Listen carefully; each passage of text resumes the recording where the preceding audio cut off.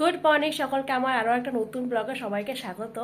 আর আজকের ব্লগটা শুরু হচ্ছে 4টার থেকে, কারণ আজকে হচ্ছে পৌষ সংক্রান্তি। তো সেই কারণে বাড়িতে নিয়ম আছে, ছাপ দিতে হয়। আমার সাথে তো দিয়ে ওঠা হয় না, কিন্তু এবার ঠিক করেছি না, এবার ছাপ দেব। তো সেই কারণেই সকাল সকালে উঠে স্নান টান করে নিয়েছি। তো প্রথমে ঠাকুরের ওখানে ছাপ দেব, তারপরে পুজো টুজো করবো, কারণ কাক ডাকার আগে কিন্তু ছাপটা দিতে হবে। কাক ডাকলে পরে কিন্তু ছাপ দেওয়া যাবে না, এটা হচ্ছে প্রথম নিয়ম। তো সেই কারণে জলদি জলদি করে ঘুম থেকে ওঠা আর কি।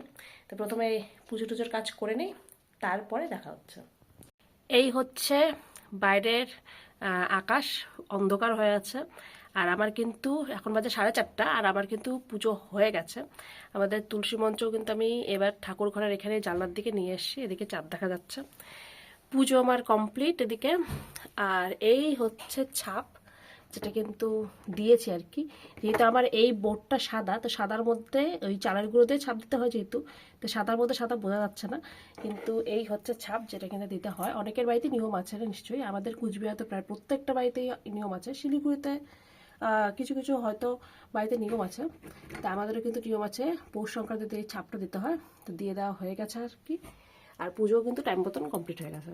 শুরু হচ্ছে দিন আমলকির জুস দিয়ে, যেটা কিনা আমি আমলকিটাকে একটু ঘষে নিয়েছি আর কি। তাতে কি হয়, জুসটা খুব ভালোভাবে বেরিয়ে যায়।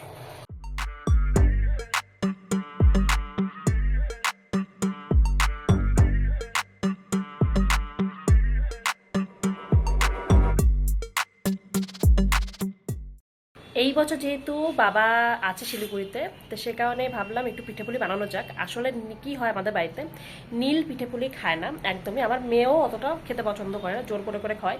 নীলের শুধুমাত্র এই পাটিসাপটা পছন্দ আর ঝালকুলি পছন্দ, বাকি ও কিচ্ছু খাবে না। আমার প্রত্যেকটা পিঠেই খুব পছন্দ। তো কী হয়, প্রত্যেকবার ও যেহেতু খায় না, সে একার জন্য বানাতে ইচ্ছা করে না। এবার যেহেতু বাবা আছে, নদু আছে, তো সে কারণেই মেম্বারটা একটু বেশি হয়েছে, কারণ ওরা পিঠে খায়। তো সেই কারণে এইবারে পিঠেটা একটু বেশি করে বানানো হচ্ছে আর কি। পাটিসাপটা করার এখানে ব্যাটারও গুলিয়ে নিয়েছি। আর এই হচ্ছে নারকেলের পুর। আমাদের এই বাড়িতে সবাই নারকেল দিয়ে খেতে পছন্দ করে, কিন্তু আমার বাড়িতে ক্ষীর দিয়ে হয়। তো এক একজনের বাড়িতে এক এক রকমের হয়। এবার আমি নারকেল দিয়ে করছি। তেল টেল নিয়ে নিয়েছি, আর 3টে পাটিসাপটা কিন্তু আমি এখানে বানিয়েও নিয়েছি। এই যে পাটিসাপটা আমার মোটামুটি উঠছে আর কি। তো এখন কিন্তু বাকিগুলো ভেজে নেব পরপর করে। ঝালপুলি বানানোর জন্য এখানে বসিয়ে দিয়েছি, দুটো বসিয়ে দিয়েছি, কারণ বেশি দিলে পরে না ফুলবে না আর কি। তো দুটো এখানে হচ্ছে। এই হচ্ছে ঝালপুলির সবজি, আর এই হচ্ছে ঝালপুলি, যেটা এখানে বানিয়ে রেখেছি, যখন যে খাবে তাকে বানিয়ে দেবো। আর এখানে করেছি প্রথমে, মানে হাতে মতো লেগে গেছে। সকালবেলার দিকেই পিঠেটা এখানে বসিয়ে দিয়েছি। কালকে আমি বানিয়েছিলাম চিতই পিঠা, যেটাকে আমাদের এখানে সাদা পিঠা বলে। কালকে বানিয়ে রেখেছিলাম, আজকে এটাকে দুধ দিয়ে জাল করে নিচ্ছি। মানে আমাদের দুধে ভিজানো চিতই পিঠা খেতে বাড়িতে সবাই খুব পছন্দ করে, আমিও খুব পছন্দ করি। তো দেখতে পাচ্ছ অনেক দুধ মনে হচ্ছে, কিন্তু সমস্ত দুধ কিন্তু পিঠা সমস্তটা টেনে নেবে, দুধ থাকবেই না বলতে গেলে। এজন্য মানে একটু বেশি করে দুধের মধ্যে ফোটাচ্ছি, যাতে কিনা একটু রস রস থাকতে ভালো লাগে খেতে আর কি। এই হচ্ছে আজকে পিঠের প্ল্যাটার। তো কী কী পিঠে রয়েছে বলে দিচ্ছি। এখানে রয়েছে দুধের পিঠে নেও চিতই পিঠা বা সাদা পিঠা। এখানে রয়েছে ঝালকুলি, তেলের পিঠা বা পোয়া পিঠা বলে আমাদের এখানে। এটা হচ্ছে মুখপুলি, ভাজা মুখপুলি। আর রয়েছে এখানে পাটিসাপটা। আর এই হচ্ছে পিঠে পৌষ সংক্রান্তির। পায়েসটা বাদ আছে, কারণ যেহেতু নীলের পায়েস খাওয়া যাবে না, সেই কারণে পায়েসটা বানাইনি। তো এই হচ্ছে সমস্ত পিঠা, যেটা কিনা সবটাই কিন্তু আমি নিজে বানিয়েছি। যেটা খাচ্ছে ওটা পুয়া, হ্যাঁ ওটা পাটিসাপটা। হ্যাঁ, ওটা হচ্ছে দুধে ভিজানো সাদা পিঠা। এটা যেটা সবজি দেওয়া ওটা ঝালপুলি। আর একটা যেটা খাইলা, যেটা উপরে হচ্ছে যে চিনি দেওয়া আছে, ওটা মুখপুলি। এই যে রনি চলে আসছে পিঠা খাওয়ার জন্য, আজকে বাড়ি চলে যাবে রনি। প্রথমে ট্রাই করবি কোনটা? আচ্ছা, মাস্টার চেপে আসছি আমি। এটা গুড় আর নারকেলে পুর দেওয়া পাটিসাপটা। আমরা যেটা খাই ওটা ক্ষীর দেওয়া, এটা নারকেল দেওয়া।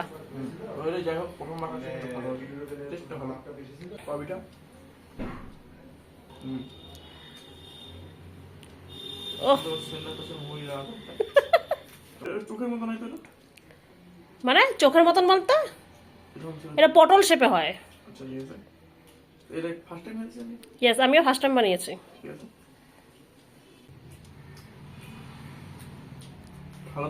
ভালো না? এটা ঝাল পিঠা। আর কোনো সময় খাইছিলাম কিন্তু মনে নেই। মুখটা সে কষ্ট করে দাও কাঞ্চি পুরো। আচ্ছা ভিতরটা সবজিটাও ভালো টেস্ট হচ্ছে। আচ্ছা, সবজিটা টেস্ট হয়েছে, আপনার ভালো লেগেছে? একদম। আচ্ছা, তাহলে এবার আপনি চিতই পিঠাটা খেয়ে দেখেন কেমন হয়েছে, দুধে ভিজানোটা। চিতই পিঠা খেয়ে ঠিক হয়ে যাবো। আর ঠিকটাও জবরদস্ত হয়েছে। একদম ঘন পুরো।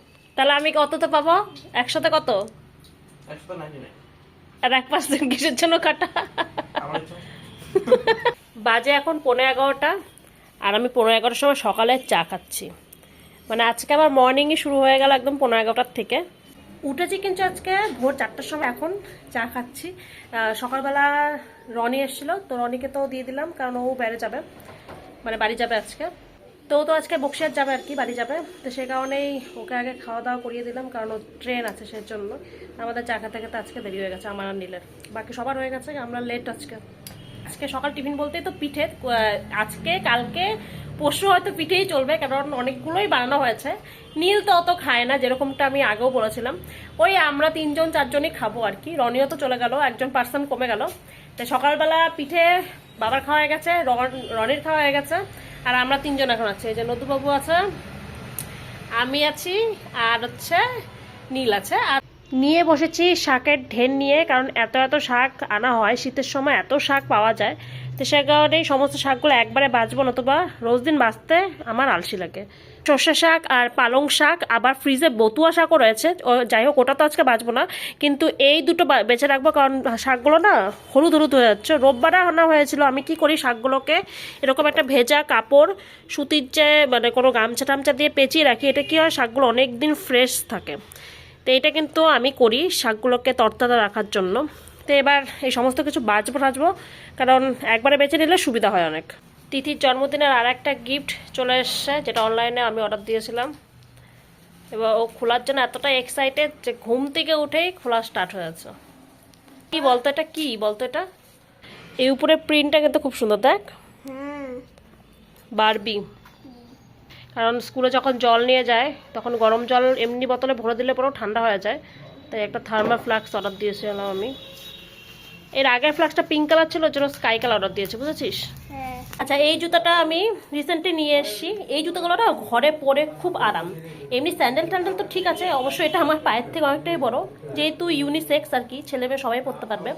তা নীলও মাঝে মাঝে পরতে হবে, কিন্তু নীল পরে না, আমিই পরি এটাকে। তো এই জুতোগুলো পরে না খুব আরাম। এই জুতোটা না এবার কম দামে পেয়ে গেছে আমি, কিন্তু মানে যখন এর আগে নিয়েছিলাম তখন না দাম অনেকটাই নিয়েছিল, কেন জানি না, কিন্তু এবার মোটামুটি একটা রেঞ্জেবল দামের মধ্যেই ছিল। আচ্ছা, রিসেন্টলি রনি গিয়েছিল কলকাতায় ফার্স্ট টাইম, তো ঘুরে আসছে। সেখান থেকে নিয়ে এসছে রনি আমার জন্য বাপুজি কেক। ওখানকার যে এই কেকটা পাওয়া যায় মানে কলকাতাতে, আমিও লাস্ট টাইম যখন কলকাতায় গিয়েছিলাম ওর জন্য নিয়ে এসেছিলাম। তো ও যখন খেয়েছিল তখন বলেছিল আমি যখন যাব তখন নিয়ে আসবো কলকাতা থেকে। তো সেটাই আমার জন্য 2 পিস নিয়ে এসছে বাপুজি কেক। ওর এত পছন্দ হয়েছে কলকাতায় গিয়ে বাপুজি কেক, যে ওখানে বলে প্রচুর পরিমাণে বাপুজি কেক খেয়েছে, রোজ দিন একটা করে খেয়েছে। 5 দিন ছিল, তো নিয়েও এসছে সাথে করে, তো আমাকে এখান থেকে 2টো দিয়েছে। যাই হোক, কলকাতার বাপুজি কেক কিন্তু শিলিগুড়িতেও ডেলিভার হয়ে গেছে। সামনেই যেহেতু আমাদের অ্যানিভার্সারি চলে এসছে, তাই ভাবলাম নীল আজকে বাড়িতে আছে, সেই উপলক্ষে ওকে গিফটটা কিনে দেওয়া যাক। যেই কথা সেই কাজ, তাই আমরা বেরিয়ে পড়লাম। আমি আর নীল বেসিক্যালি বেরিয়েছিলাম, আর তাড়াতাড়ি বাজারের কাজ শেষ করে আমাদের বাড়িও আসতে হবে, কারণ তিথির ছিল আজকে ওয়ার্ড উৎসবে নাচ, সেই কারণেই জলদি করে বেরোনো। আজকের দিনটা একদম পুরো ক্লাউডি ছিল। চলে গিয়েছিলাম শ্রীলেদার্সে, সেখান থেকে নীলের জন্য নিচ্ছিলাম বেল্ট, কারণ ওর একটা বেল্টের খুব দরকার ছিল। আমি ভাবছিলাম ওকে দেবো দেবো দেবো, তো ভাবলাম একটা ইউজফুল জিনিসই দেওয়া যাক। ও সাধারণত বেল্ট এমনি নিজের থেকে কিনে নিয়ে আসে, কিন্তু ভাবলাম অ্যানিভার্সারি পারপাসে আমি না ওকে একটা গিফট করি। তো এই দুটোর মধ্যে চুজ করছিল কোনটা নেবে করে, আলটিমেটলি আমরা এটাই চুজ করলাম। তো এটার মধ্যেও একটু দাগ ছিল, সেজন্য আমরা খুঁজছিলাম একটা ফ্রেশ যদি বেল্ট পাওয়া যায় তাহলে খুব ভালো হয়। তো খুঁজতে খুঁজতে আর পাওয়া গেল না, আলটিমেটলি ওটাই নেওয়া হলো। এখানে না বেল্টের কালেকশনটা খুব ভালো ছিল, প্রচুর প্রচুর বেল্ট ছিল, মেয়েদেরও ছিল যেরকম সেরকম ছেলেদেরও ছিল। এরপরে মার্কেটে ঢুকে ঘুরছিলাম আর দেখতে পেলাম রিসেন্টলি আমি যেরকম এই জুতাটা নিয়েছি সেরকম জুতাও এখানেও রয়েছে, প্রচুর ভ্যারাইটি জুতার এখানে দেখতে পেলাম। আর জুতার দামটাও মোটামুটি ওই একই রকম যেরকম আমার পড়েছে, ওর আশেপাশে আর কি, কিছু 10 টাকা 20 টাকা কম হবে।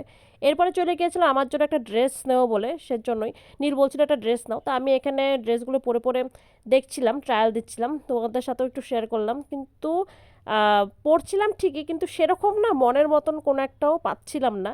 এখান থেকে আর কিছুই নিইনি, সময় নষ্ট না করে আমি বাড়ি চলে গিয়েছিলাম। আর বাড়ি যাওয়ার পথেই আমি একটা ফটো ফ্রেমের দোকানে গিয়েছিলাম আমাদের একটা ফটো বাঁধাতে দেবো বলে। তো সেটা দিয়ে নিয়ে একদম তড়িঘড়ি করে বাড়ি পৌঁছে নিয়ে তিতিকে রেডি করে নিয়েছিলাম। তিতির ছিল আজকে ওয়ার্ড উৎসবের রবীন্দ্র নৃত্যের কম্পিটিশন। তো সেখানে একবারে পৌঁছে গিয়েছিলাম। এই হচ্ছে তিতির সাজ। আর যেহেতু একটু বৃষ্টি হয়েছিল তো উপর থেকে জল পড়ছিল। ব্লগটা আমি এই ভয়েস ওভারেই শেষ করব। তোমাদের যদি ব্লগটা ভালো লাগে থাকে অবশ্যই চ্যানেলটা সাবস্ক্রাইব করে দিও। আর তোমরা এখন দেখে নাও তিতির নাচের সাথে সাথে অন্য বাচ্চাদেরও নাচ।